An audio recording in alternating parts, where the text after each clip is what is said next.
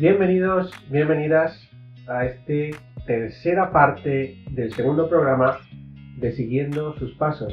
Me acompaña mi amada esposa Victoria y yo soy Daniel. Victoria, ¿cómo estás? Bien, buenos días a todos, o buenas tardes, o buenas noches. Esta es la tercera parte del segundo programa.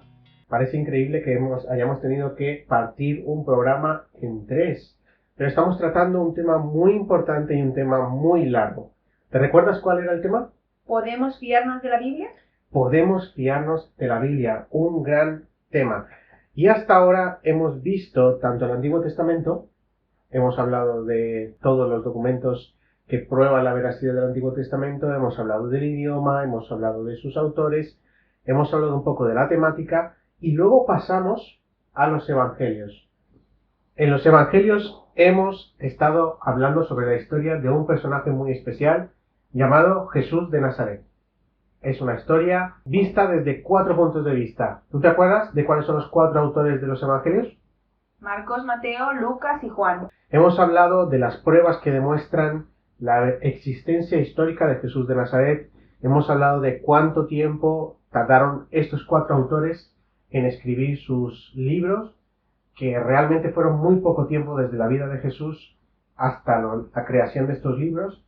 Hemos hablado de más o menos cómo se dividen, qué trata cada uno.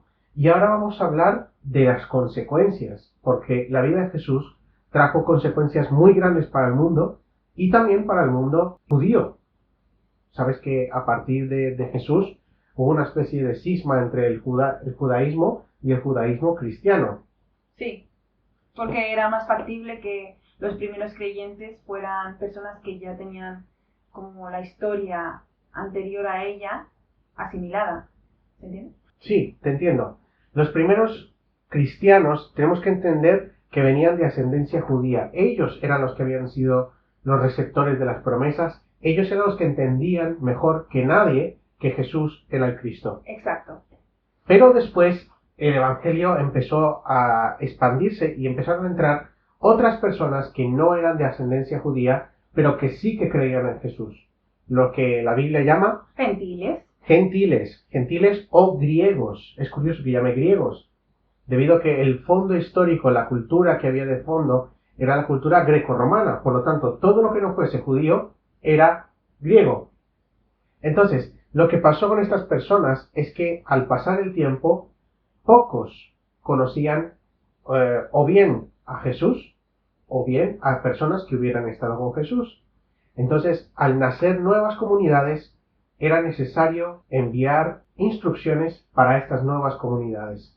Y esto es el corazón o el alma del Nuevo Testamento. Pero eran segunda, tercera generación, no iba mucho más allá, ¿no?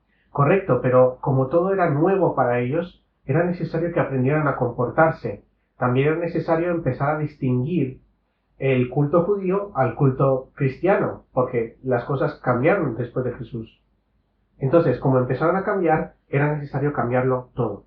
Veo que todo es muy influenciado por la cultura en sí. O sea, la cultura judía ya tenía como unas normas preestablecidas, pero la griega también. Y pienso que todo eso como que tuvo que haber un cambio en ello, pero era cultural mayoritariamente. Y tienes mucha razón, y lo podemos ver hoy en día también. No es lo mismo, por ejemplo, una ceremonia cristiana ortodoxa de Rusia, por ejemplo, que una ceremonia protestante latina. La música, la forma de hablar, la gente, la forma de vestir cambia totalmente. Y está todo relacionado con la cultura. En el caso de los judíos, el problema, o digamos que la curiosidad, es que la religión judía era la que marcaba la cultura judía. Pero al llegar Jesús y cumplir todas las promesas, era necesario algo nuevo, algo diferente, algo que no fuera ni judío, ni griego, ni gentil. Entonces, encontramos que ya incluso dentro de los evangelios hablamos que había 2 de ellos que eran testigos directos, que son Mateo y Juan, y 2 que son, digamos, de la segunda generación, Marcos y Lucas, siendo Lucas el primer de trasfondo griego, gentil, sí. Entonces, en el Nuevo Testamento encontramos que todos son cartas. A partir de entonces ya cada libro es una carta que tenía que ser enviada a todas las comunidades cristianas a lo largo del mundo. Me gustaría comentar que tenemos que ser conscientes al leer estas cartas que iban dirigidas a un público con una intención, por la situación que podían estar viviendo, y son cosas que tenemos que tener en mente al leerlo, porque si no podríamos... ¿Malinterpretarlo? Exacto. Malinterpretar. Correcto, muy cierto lo que acabas de decir, pero eso también es un argumento muy hermoso, porque las mismas situaciones que estaban viviendo esas personas son las mismas situaciones que vivimos hoy en día en todas las iglesias en todo el mundo. Por lo tanto, esos escritos que fueron escritos para esas personas, resulta que también nos sirven a nosotros. Y esto no pasa con ningún otro libro de toda la historia de la humanidad, que siga vivo hoy en día. Y quiero preguntarte, Victoria, ¿tú sabes cuál es el autor más prolífico del Nuevo Testamento? Sí, Pablo. Pablo, el apóstol Pablo, el último de la camada, al principio mejor dicho, perseguidor de la iglesia, llamado Saulo de Tarso, tiene un encuentro tan fuerte con Jesús que es totalmente cambiado y pasa de ser perseguidor a ser apóstol. Me parece precioso porque incluso hoy en día a nosotros también podemos tener esa experiencia. Todas son diferentes, ¿no? Pero es replicable, ¿no? Al conocer a Jesús, un cambio radical. Correcto. Y es interesante porque dentro del apostolado de los 12 apóstoles más Pablo, vemos que cada uno empieza a tomar un camino diferente dependiendo de a quién va a dirigirse. Sabemos, por ejemplo, que tanto Juan como Pedro como Santiago son apóstoles que se dirigían al pueblo judío. Mientras tanto, tenemos, por ejemplo, gran Pablo, que ¿cómo decirlo? Se centró en el pueblo griego, siendo él de trasfondo judío. Entonces, muchas de las cartas que escribe Pablo a lo largo de toda su vida, encontramos que son cartas pastorales o cartas dirigidas a una iglesia, como tú has dicho antes, en una situación concreta. Dentro de esta categoría entraría, por ejemplo, la carta a los romanos, la carta a Efesios, la carta a Gálatas, la carta a Corintios, la carta a Filipenses, la carta a los tesalonicenses. Por cierto, ¿sabes que la carta a los tesalonicenses fue el primer documento que se escribió del Nuevo Testamento? He escuchado que hay hay dos teorías, una que fue tesalonicenses y otra que fue Gálatas, pero tiene más probabilidad, sí.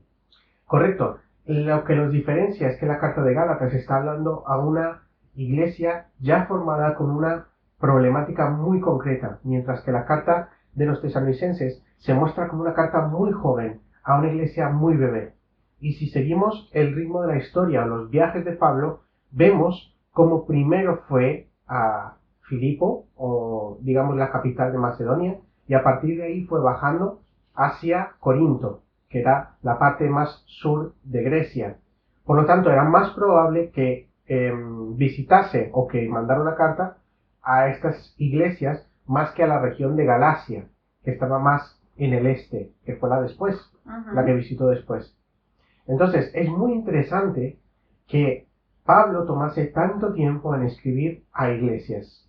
Y justamente las situaciones que viven en Roma, en Éfeso, en Galacia, Corinto, Filipos o Tesalónica son las situaciones que estamos viviendo hoy en día. Pero no solamente escribió a iglesias, también tenemos el ejemplo de que escribió a amigos o a colaboradores cercanos, es decir, cartas personales, como por ejemplo las dos cartas que envió a Timoteo, la carta de Tito, o incluso tenemos una carta muy especial en la que habla a un tal Filemón acerca de su esclavo que se había escapado y estaba con él, y Pablo le pide como favor personal que reciba de nuevo a este esclavo huido que se había convertido por el camino. Es una carta preciosa acerca del perdón, acerca del amor. Es la carta a Filemón, una carta muy personal, que justamente es a una persona concreta, pero que podemos utilizar hoy en día. Estamos haciendo un curso en la Academia de la Biblia y justamente hoy estaba escuchando las clases y vamos por las cartas de Pablo justamente y es súper curioso porque comentaba que es muy interesante la evolución que podemos ver en las cartas de Pablo. Ujú. Podemos ver que en varias cartas empieza como desarrollando lo que él ha aprendido y lo va desmenuzando, pero en una, por ejemplo, desarrolla una parte de la armadura de Dios y luego como que va añadiendo, no es todo desde cero. Y es interesante ver esto porque podemos ver cómo va evolucionando él en la creencia. Y creo que sería importante también aprender a reflejar eso. Siento que hoy en día estamos como acostumbrados a, me he convertido, ya lo sé todo, ya sé cómo tengo que comportarme y todo es fijo, no, como que no podemos moverlo, ¿no? Es curioso, para nuestros oyentes que todavía no conozcan a qué se refiere Victoria con la armadura de Dios, es una especie de ejemplo que utiliza Pablo para explicar qué es lo que necesita el cristiano en su vida para vivir como cristiano, y utiliza la imagen de una armadura romana para ejemplificar cómo tiene que estar vestido un cristiano, es decir, con fe, con amor, esperanza, con justicia, y lo pone todo en la visión de una armadura. Realmente es una imagen preciosa, pero es una imagen que, como dices tú, tarda mucho tiempo en desarrollar, más aún mucho tiempo en entender. Y esta evolución la vamos viendo a través de sus cartas. No solamente eso, también vemos que las primeras cartas, él está muy emocionado porque piensa que Jesús va a volver muy pronto y está como deseoso de que vuelva, de que todo se va a acabar mientras él está vivo. Que nos preparemos, que ya mañana. Correcto. Y mientras va pasando el tiempo, él va entendiendo que va a tomar más tiempo de lo que él pensaba. Entonces su línea de pensamiento va cambiando, va madurando. Y es verdad que es muy importante porque la vida de una persona, no solamente dentro del cristianismo, ya hablando de forma material o física, un niño no sabe todas las cosas cuando nace. Le hace falta muchos años de aprendizaje, de error, de prueba, para poder madurar mentalmente y físicamente. Creo que es muy bonito ver que son personas como nosotros, con sus defectos, con sus fallos, pero que van aprendiendo y corrigiendo y que nosotros también tenemos esa oportunidad. Y llegas a un punto que quería tocar casi al final, pero creo que es perfecto ahora. ¿Para qué sirve la Biblia? La Biblia nos muestra personas imperfectas, nos muestra personas que fallan, incluso las más grandes. La gloria del rey Salomón, el rey más rico que ha habido, el más glorioso, y falla. El hombre más humilde, o el rey más humilde, David, un gran ejemplo de liderazgo, y falla. El hombre que se consideraba más tranquilo o calmado, como por ejemplo Moisés, y se enoja. Vemos gente muy grande, pero muy humana, y la Biblia es el relato de cómo Dios, que es perfecto, que es intachable, que es puro, santo, se acerca al nivel de esas personas y vive con ellas y les enseña a tener una relación con Él. Por lo tanto, los personajes, las personas que vemos en el Nuevo Testamento siguen siendo personas imperfectas. Lo único que pasa es que ya hay una nueva esperanza. Jesús ha venido, Jesús ha muerto, ha resucitado, ha pagado por todos nosotros, y entonces hay un nuevo comienzo, pero hay que empezar, y todos somos bebés. Entonces, en el Nuevo Testamento vemos personas imperfectas aprendiendo a vivir una vida perfecta. Pero sabes que no solamente es Pablo el único escritor del Nuevo Testamento. Claro, claro. Tenemos también, por ejemplo, Santiago, el hermano pequeño de Jesús. ¿Sabías que Santiago, mientras Jesús estaba vivo, era no estaba de acuerdo con lo que Jesús estaba haciendo, estaba en contra de lo que él estaba haciendo? Normal, imagínate que viene tu hermana y te dice que ella va a salvar al mundo. Correcto, no pensaríamos que está muy sana mentalmente. Pues esta persona, después de la muerte y resurrección de Jesús, cambia totalmente, de tal manera que pasa de ser un negacionista a un creyente. No solamente Santiago, sino también Judas, otro de su hermano. Otro hermano que vemos exactamente la misma historia. Después de su muerte y resurrección, cambia totalmente. Por lo tanto, tenemos a Pablo, tenemos Santiago, tenemos Judas.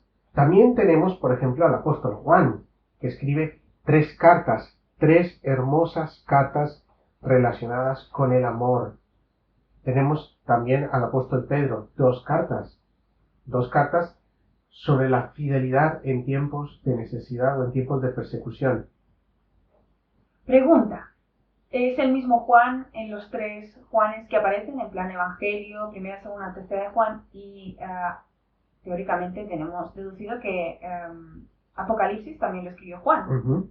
Bien, pues realmente hay mucha gente que discrepa. Sabemos que el Evangelio de Juan y las 3 cartas de Juan tienen una línea totalmente igual. La forma de hablar, la temática, la profundidad, nos muestran que esos 4 libros son del mismo autor. Ahora bien, resulta que el Apocalipsis, o mejor dicho, la revelación, porque la palabra Apocalipsis significa revelación, de Juan, habla de un tal Juan de Patmos. Y en Patmos era una cárcel en tiempos de Roma, y sabemos que al apóstol Juan lo desterraron a Patmos. Entonces, hay gente que dice, bueno, es otro Juan que estaba en la misma isla, y hay otros que dicen, no, por lo que vemos por el trasfondo, es el mismo apóstol Juan que también estaba desterrado en Patmos. Y es muy curioso, porque ¿sabías que no hay un solo Apocalipsis? ¿Cómo así? También en aquel tiempo estaba el Apocalipsis de Pedro. ¿Ah, sí? La revelación de Pedro. Incluso muchas de las iglesias trataban con este Apocalipsis. ¿Y por qué nosotros no lo tenemos? Buena pregunta que vamos a responder justo después. Pero quería comentarte algo. Tenemos un libro que no sabemos quién escribió, pero que es totalmente aceptado dentro del canon bíblico. ¿Podrías decirme cuál? Hebreos. Hebreos. Precioso libro de Hebreos. Hay algunos estudiosos de la Biblia que dicen que es una predicación de 12 capítulos más una carta. Este libro es tan hermoso, tan curioso, que nos muestra cómo las iglesias se pasaban entre ellas las cartas. No solamente se las pasaban, sino que también añadían de su parte, tal vez, ¿cómo decirlo?, saludos a algún hermano o hermana, y lo enviaban en la misma carta, porque vemos que el libro de Hebreos está escrito como si fuese una predicación durante 12 capítulos, pero el 13º, el último, parece más bien una carta personal o pastoral. No sabemos quién lo escribió, no sabemos si era hombre, mujer, no sabemos si era judío o griego. Lo más probable es que fuese de trasfondo judío o muy conocedor del Antiguo Testamento, pero es hermoso tener un libro que no tenemos autor, pero sí que es aceptado por todas las iglesias. Tengo una pregunta. Yo sé que vengo un poco tarde con esta pregunta, pero volviendo a las cartas de Pablo, él mismo en sus propias cartas comenta que hay gente suplantando su identidad, ¿no? Escribiendo cartas y enviándolas, suplantando su propia identidad, haciéndose pasar por él. Entonces, ¿cómo podemos afirmar que las cartas que tenemos no son falsas? Es una muy buena pregunta y en realidad tiene mucho que ver con los temas que estamos hablando. Lo que pasaba y lo que tenemos que entender es que estas cartas se llaman cartas universales o cartas circulares. Es decir, las cartas se pasaban de iglesia en iglesia. Entonces, era muy normal que viniese alguien con una mala intención o con una intención un tanto egoísta que escribiera otra carta haciéndose pasar por el apóstol Pablo o por cualquier otro apóstol y la enviase a una iglesia o la leyese en su propia iglesia como si fuera de ese autor. Lo que pasaba era que Pablo escribía de una forma muy concreta. Utilizaba un griego muy culto, utilizaba siempre las estructuras de carta que se utilizaban en la antigüedad y las temáticas solían ser respuestas a preguntas. Por lo tanto, cuando tú tenías una carta de Pablo y llegara otra carta, era muy fácil el comparar los contenidos, las formas, aparte que Pablo siempre escribía un saludo de su puño y letra, por lo tanto tenían esa letra y podían ver si era o no la misma. ¿Y no podría pasar lo mismo con las otras cartas? Correcto. Pasaba lo mismo con los otros autores. Una de las cosas que hacía Pablo, y que menciona también en sus cartas, es que cuando enviaba una, la enviaba con una persona, o bien que ya se sabía que era colaborador de él, o bien una persona que se conocía en la iglesia a la que se iba a recibir. Y hablando de las de Santiago, Juan, Pedro... Tenemos exactamente lo mismo. Como ellos tenían una forma muy concreta de escribir, era muy fácil mirar o comparar entre cartas para saber cuáles eran originales y cuáles no. Aparte, imagínate que yo he estado escribiéndote cartas durante 2 años, ¿vale? Y durante esos 2 años, cada carta que yo te he escrito, te he dicho que me gustan los perros, ¿vale? Y en cada carta te digo, tengo un cachorrito, me encantan los perros, me encantan así, con las orejas grandes, bla, bla, bla, bla, bla, ¿vale? Durante 2 años. Si de repente te llegase una carta que te dijese que yo desde siempre, he odiado a los perros y que en realidad lo que me gustan son las ratas, ¿no habría algo muy extraño? Si durante 2 años te he estado repitiendo lo mismo una y otra vez y te he estado contando muchos detalles acerca de perritos y cómo me gustan, cómo huelen, y justo te envío una carta que dice lo contrario. Pero estamos hablando de cartas dirigidas a diferentes iglesias. Correcto, pero las que tenemos no son las únicas que existen. Tenemos solo algunas. Sabemos que Pablo escribió muchas cartas a las mismas iglesias. Por ejemplo, sabemos que hay una tercera carta de Corintios, pero en la Biblia que tenemos solo aparecen 2. Es decir, guardamos ciertos documentos que se repitieron y que se reenviaron a otras iglesias porque el contenido que tenían era muy importante para todas las iglesias. Pero eso no implica que no se hubiesen escrito más. Por lo tanto, ellos tenían muchas cartas del mismo autor. Y en referente a las cartas de Santiago, de Pedro... Tenemos exactamente lo mismo. Ellos enviaron muchas cartas a muchas iglesias. Lo único es que se han guardado solo las que se enviaron a todas.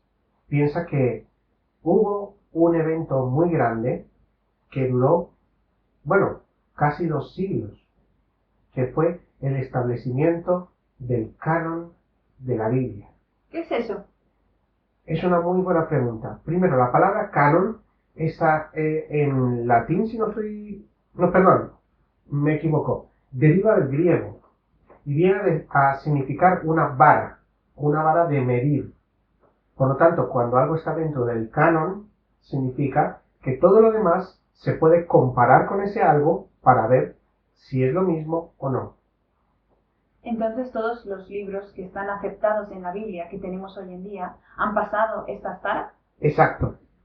Quiero comentarte que esto fue algo que duró mucho tiempo, pero me gustaría que conocieses a una gran persona que se llamaba Eusebio de Cesarea. Encantada, Eusebio. Ojalá lo hubiéramos podido conocer, ¿verdad? Era un gran tipo. Me habían dicho que tenía un sentido de humor muy bueno.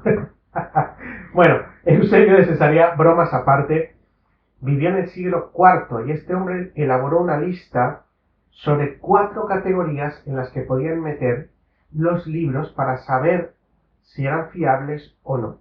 Estas 4 categorías fueron las que se usaron después para formar o terminar de formar el canon de la Biblia que tenemos hoy en día. Por ejemplo, ¿sabes que actualmente la Iglesia Católica tiene 73 libros en su Biblia? ¿Sí?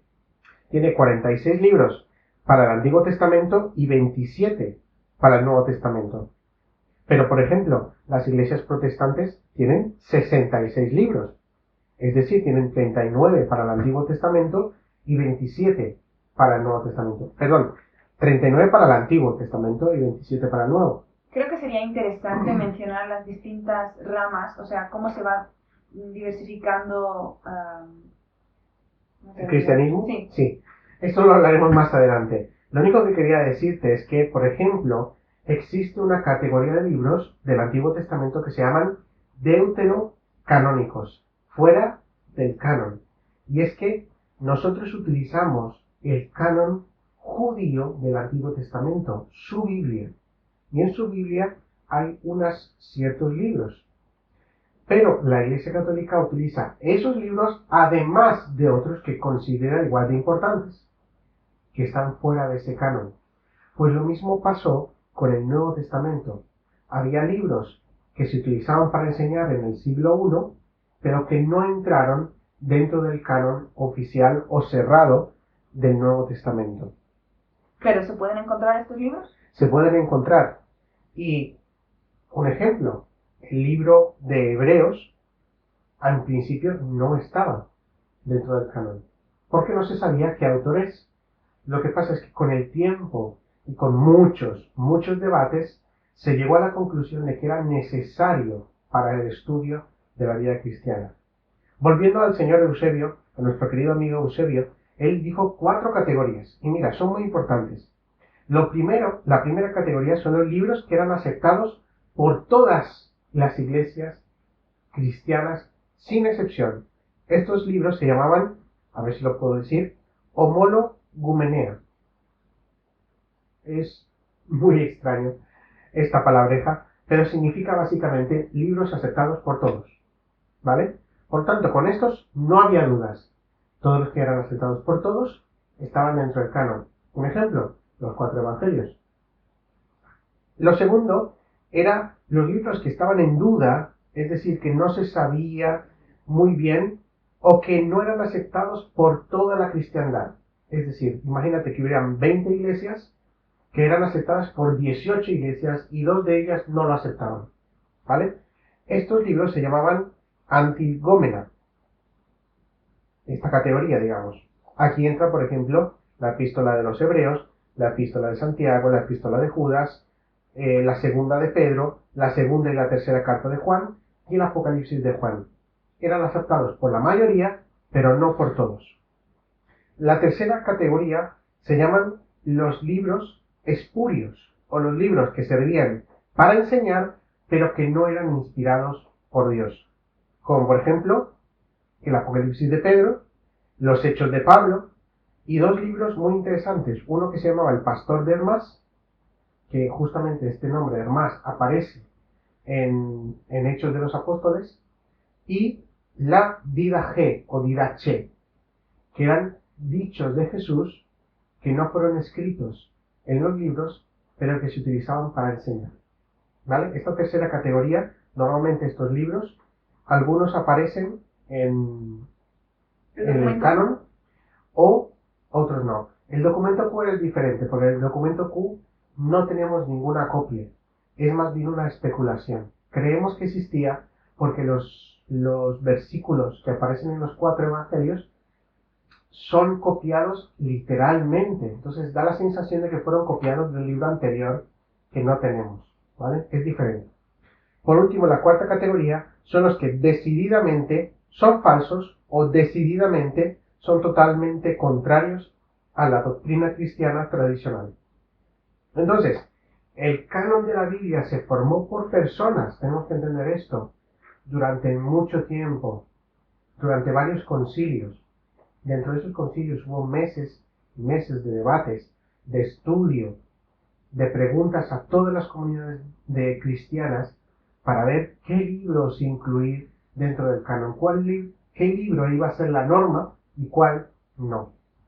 Y aparte de estas 4 categorías que se utilizaron para definir ese canon, también se utilizó la autoridad de la persona que era el autor.